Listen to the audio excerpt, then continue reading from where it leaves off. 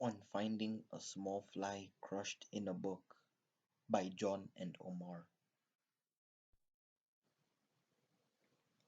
The poem, some hand that never meant to do thee hurt, had crushed thee here between these pages pent, but thou hast left thine own fair monument.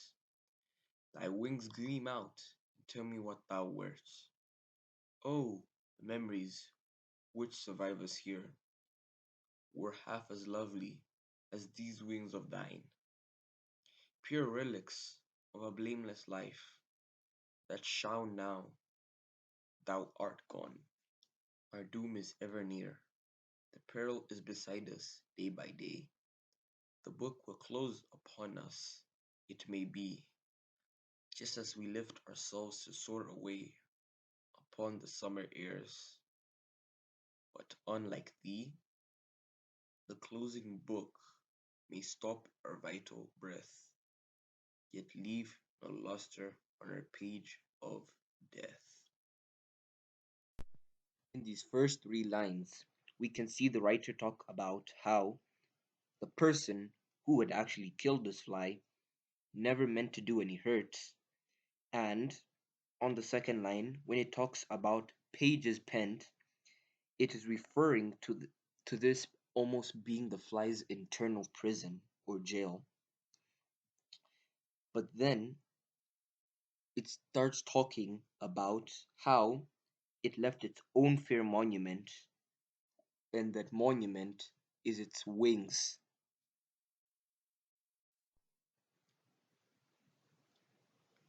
For these next four lines, the writer tells us of how our current memories of us as humans, which we still have, are only half as beautiful as that of this fly's wings.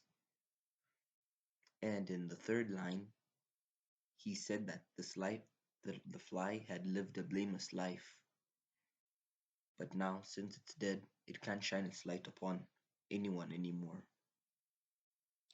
And in the last line, now thou art gone, our doom is ever near, he takes a sort of philosophical turn as he starts talking about how our death is ever near.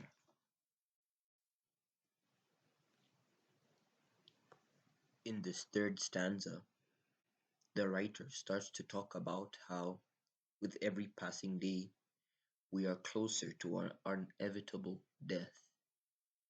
This is shown when he starts to talk about our death in line 2, where he says, the book will close upon us, may be. Now, what he's referring to as the book is actually our inevitable death, or time. And even in the third line, we can see that he says, just as we lift ourselves to soar away, just when we see that we may have purpose in our life upon the summer airs, but unlike thee, this states that our lives are only going to end up like that of a fly, squashed by the inevitable death.